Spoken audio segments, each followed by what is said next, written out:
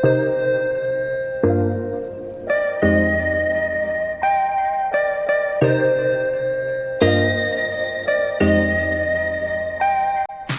buenas de nuevo, que ha molado la intro. Te hacer algo raro. Bien, no estoy aquí para hablar de coches ni de mi coche. Estoy aquí en una especie de... Bueno, es un polígono realmente. Off topic, la ubicación, estoy haciendo tiempo. Y es el sitio más tranquilo que he encontrado. Así que... Bueno, quería comentar un poco cosas sobre el tema de la brecha generacional. Y pues en particular la cuestión que se debate tanto sobre si los boomers, los zoomers, el futuro que nos han dejado. La semana pasada estuve hablando con Pedro Herrero y bueno, es un tema que trae mucha colación y que suele comentar mucho sobre la herencia y la carga que tenemos los zoomers. Para quien no lo sepa, los zoomers son gente que ronda los 25 como máximo y pues para abajo, no sé, hasta la siguiente generación. Vamos, de 18 a 25 se puede decir, de 15 a 25. Yo tengo un pelín más, pero vamos, por temas generacionales tenemos pequeños. Me relaciono mucho más o me ubico mucho más en ella que en los siguientes, los mayores, que serían los millennials, y que tienen otras disposiciones sociológicas completamente distintas. Bien, si hay guerra entre generaciones hoy en día, diríamos que los millennials han sido pasivos, y lo que existe sobre todo es, pues los millennials aún, sobre todo en España, han vivido bastante de una herencia más o menos estable, ya que vamos un poco por detrás al resto de Occidente en España. Y bueno, el conflicto es entre zoomers y boomers, ¿no? Los boomers, digamos que tienen, pues eso, entre 50 y 60 años, y son básicamente padres o padres un poco más mayores de toda esta generación. Y la discusión es en torno a cuestiones materiales, ¿no? La forma de una familia, las facilidades, la precariedad laboral, las pensiones, no sé, muchas certezas que en su momento los boomers se dice que las tenían garantizadas, y hoy en día pues los que somos jóvenes pues no tenemos garantía alguna de todo esto, ¿no? No hay empleo suficiente, no hay empleo bueno, no hay... Las empresas cada vez duran menos, mucho rollo startup, mucho rollo emprendedor, mucho rollo precario al fin y al cabo. Bueno, lo que todos sabéis, ¿no? Este es un poco el marco. Lo que quiero explicar con esto es un poco introducir brevemente a un autor que estoy tratando últimamente, que ya había leído en el pasado a modo más de tesis y de esquemas, no he leído obras muy tochas, que es René Girard, que él explica la dialéctica antropológica fundamental en base a lo que él contempla como el deseo mimético o el mimetismo, en el sentido de desear lo del otro, ¿no? Es un autor muy interesante, en el cual en la descripción os voy a dejar un canal de Telegram que he abierto solo para comentar y recortar trozos del libro que estoy leyendo de él, que es de los últimos, que se llama Veo a Satán caer como el relámpago, que es una exégesis bíblica, sobre todo el final de las cartas de Pablo y el Apocalipsis, en torno a la cuestión del deseo mimético y el futuro del mundo, del siglo XXI. Pero bueno, os lo dejo aquí en la descripción y podéis ir leyendo básicamente los mejores capturas o insights, que se dice en inglés, sobre esta cuestión. Y ese canal va a estar ahí para siempre. Bueno, lo que es el deseo mimético. El deseo mimético básicamente se ha aplicado mucho en marketing. Yo lo conocí, o es muy popular, por Peter Thiel, este magnate americano de Silicon Valley que ha financiado muchas movidas en RX o del año de reacción, un tío bastante antidemocrático y bastante impopular y polémico en Estados Unidos. Apoyó la campaña de Trump. Estas últimas elecciones creo que dejó de apoyar este candidato, y bueno, es un actor muy polémico en el mundo empresarial estadounidense por el tema de la innovación y demás, y el deseo mimético está muy aplicado al marketing y se ha trabajado mucho en torno a esas tesis. Es decir, deseo mimético vendría a ser aquello que por lo que mueve el mundo, que es el desear las cosas ajenas, básicamente. De hecho, Girard, en el propio libro que he comentado, que estoy leyendo, explica que el 10º mandamiento es el último, pero es el más importante, en tanto que pone freno al resto de violencias que se prohíben en el resto de mandamientos. El de no codiciar los bienes ajenos. Los bienes ajenos también son no codiciar la vida del otro, sus posesiones, su mujer, cauterio, etcétera. Todo ese tipo de relaciones. Y bueno, ¿cómo aplica esto al conflicto generacional? Pues lo mismo, como he dicho al principio. el conflicto generacional no es más que un conflicto mimético en términos girardianos. O sea, no existe como tal, podemos decir así, sino que es simplemente un conflicto de intereses y de deseos implicados en una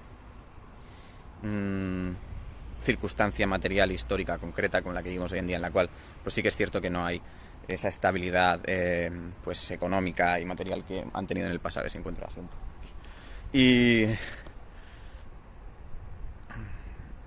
Y bueno, la verdad es que yo lo veo bastante nítido en la cuestión generacional. O sea, yo no soy partidario de generar una dialéctica hegeliana súper fuerte en torno al conflicto generacional, pero sí que se puede analizar desde una perspectiva girardiana, que creo que es bastante más novedosa e interesante, y verla como diferencias entre el deseo y lo deseado. Si nos fijamos, muchas veces los boomers tienen deseo de ese mimetismo con los jóvenes y hacen cada vez cosas más de jóvenes, no se quieren sentir mayores, cosa que antes no ocurría. Y los jóvenes a la vez tienen deseo de la juventud, del pasado, con el que pudieron prosperar nuestros padres, ¿no? La facilidad para poder formar una familia, tener pagada una casa en 15 años, quizá, no todos, pero bueno, hay gente que obviamente es una generación de propietarios. Y hoy en día pues parece que somos una generación de alquilados.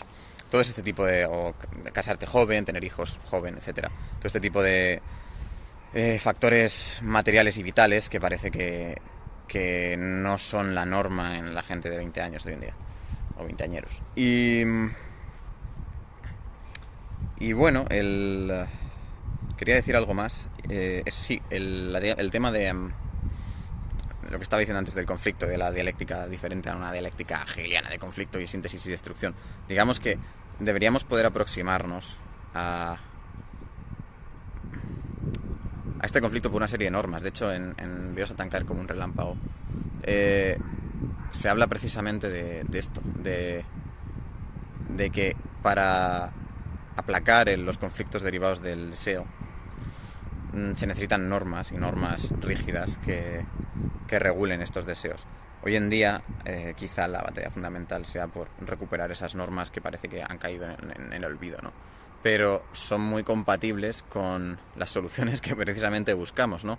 Si por un lado no hubiera habido esa suerte de avaricia historicista, en el sentido de que pues eso, los boomers han vivido en la calle de la Unión Soviética, han vivido en la posguerra, los más mayores, la posguerra mundial. Bueno, una época de abundancia y de estabilidad, de grandes empresas, grandes grupos. Tengamos el típico ejemplo, ¿no?, que se pone siempre en el mundo anglosajón, del típico trabajador de la Ford que trabaja entre los años 50, 60 o 70 y básicamente se jubila allí, tiene un empleo estable con el que puede mantener a su familia y demás. Lo mismo pasaba en la España del franquismo, por lo que tanto últimamente están criticando a Ana Iris Simón, de básicamente cada cosa que dice que bueno, que en el pasado funcionaba de una forma ligeramente mejor, independientemente del contexto, ya digamos que le encasilla en el contexto completo, ¿no? Y es directamente franquista o algo así. Y es un maniqueísmo muy estándar y básico, propio de quienes ya sabéis. Pero bueno, son los que viven de lo que hay hoy en día. Básicamente viven de este conflicto y de que no se solucione en todos los términos. Y bueno, la resolución del conflicto, no tengo aquí las respuestas definitivas de nada, pero bueno, soy un tío con gafas de culo de vaso y un jersey de cuello alto y bastante guapo, entonces igual deberíais hacerme cierto caso. Nada, es broma. No es por eso, os supongo, vamos, espero que no me veáis por eso. Y eso, no sé, tenemos que poner todos nuestro grano de arena, que es un poco lo que trato de hacer entender aquí, es decir, de las limitaciones de nuestros deseos para con lo deseado, sobre todo lo deseado ajeno. Es decir, tenemos que ser parte de un todo y cuidarnos unos a otros. Realmente, porque no hay nada más, y eso está todo recogido, de nuevo, como digo, en la doctrina de Girard y que bebe muchísimo de los evangelios. Y es que a veces las soluciones son tan sencillas como, pues como decía antes, no ser excesivamente avariciosos cuando se tiene. De hecho, la época de los boomers es una época extraordinaria en la historia. O sea, nunca ha habido esa cantidad de grandes empresas consolidadas, estables, con grandes salarios, con una estabilidad material enorme. O sea, eso antes no existía. Antes la gente era autoempleada en la Edad Media, trabajaban en el campo, aprendía el oficio de su padre, uno era dentista o sacamuelas, uno era herrero, uno vendía servicios de lo que sea por la comarca, por diferentes pueblos y tenía que viajar. Básicamente es un poco una especie del modelo de que se está imponiendo de nuevo ahora, ¿no? El nómada digital y estas cosas. Y que digo que no digo que tenga que ser lo ideal, pero hay que darse cuenta también de que ese modelo boomer no ha existido nunca, más que en la época en la que ha existido. Y bueno, también, o sea, esto es un poco una forma de tratar de exonerarlos un poco, porque no son, obviamente, nuestros enemigos, de hecho son nuestros padres. Y también nos han legado muchas cosas buenas que muchas veces no valoramos porque nos pasamos constantemente la vida pues quejándonos y viendo a ver qué han hecho mal. Seguro que muchas cosas, pero es que nosotros también haremos cosas mal. Lo que pasa es que tenemos que centrarnos en aquello que tenemos que hacer bien, y parece que no hay brújula sobre ello. Y creo que la brújula está bastante clara y, como digo, pasa en buena medida por las cosas que siempre han funcionado.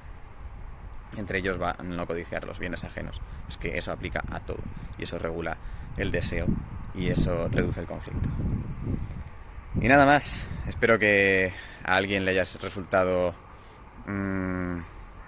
fructífero esto y si ha encendido alguna bombilla extra que teníamos fundida, que me la hagáis saber, a ver si conectamos algunas ideas guays. Me lo ponéis por los comentarios y ya sabéis, en la descripción tengo el canal de Telegram a los apuntes del libro y mi correo por si queréis algo. Cualquier cosa, también comentarios, como digo, y nada más. Nos vemos prontico. Chao.